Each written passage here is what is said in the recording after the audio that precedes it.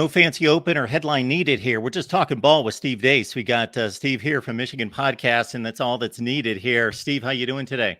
I'm doing well, brother. I put in my orders for my Lindy's and Athlon's college football previews last weekend. They should be coming in the mail here soon.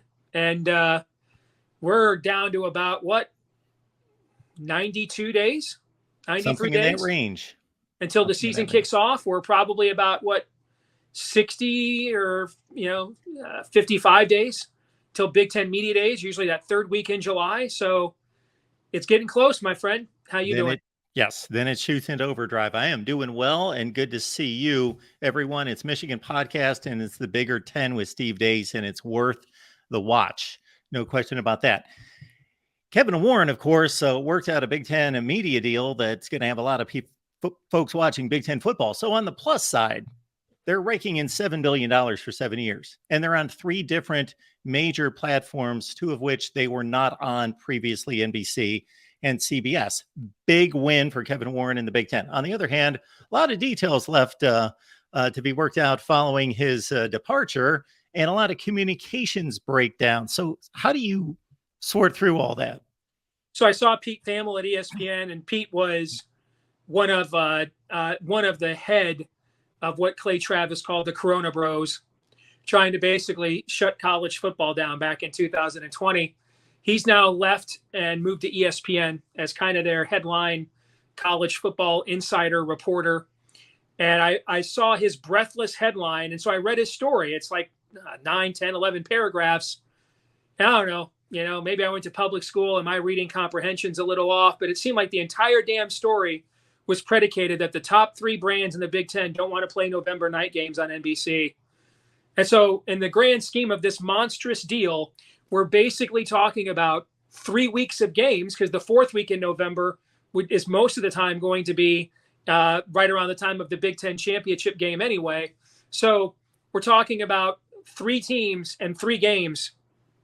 And that required that struck me as the network that got left out still has some butthurt about getting left out. I mean, I'm not saying that Kevin Warren's the most capable manager in the world. We saw that during COVID too.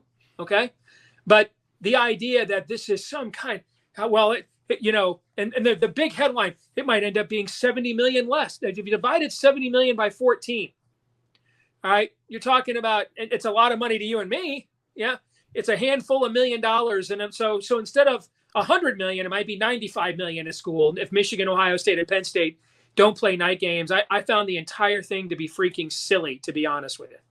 And if I understand it correctly, that 70 million divided by 14 is $5 million, and that's over the course of the entire contract. Right. And then we don't even know what UCLA and USC shares are, right? So you're actually dividing it by 16, but some of those shares will be partials, right? But it's a handful of millions of dollars. And I just, there's certain stories that matter in May that if they were published in September, October, no one would care. This is one of those stories. So, Steve, we came to the same conclusion. I did a live stream and talked to people for 2.5 hours yesterday. We basically came to the same conclusion, and I stated it in summary this way. That was an interesting article to read, all the details. I like to know all the details and what's going on, what the slip-ups were. But when it's all said and done, you can say this person was pissed off and they were irked and they were agitated and they're a little bit put off that they didn't know this or that. But when it comes down to it, the media platforms are going to get their games and the Big Ten's going to get their money. Yep. There's no way that anything substantial is going to get sacrificed. No, here. it's beyond silly. It also struck me as, I saw our athletic director was quoted in there. I mean, Michigan media can't get any interviews with Ward Manuel, like on anything. So that also strikes me as maybe firing a shot across the bow of a new Big Ten commissioner, kind of reminding him of the order of things.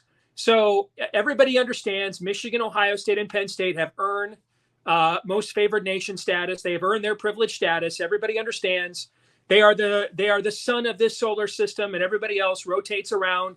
And maybe when USC comes in, they'll get added to that. We shall see. But everybody gets that. We don't have to be reminded of that. You saw Trev Alberts come out today and say, well, we'll take all the exposure we can get. The other 11 schools, I'm sure, would love to play as prime time as often as they possibly can. So it's a complete big fat nothing burger.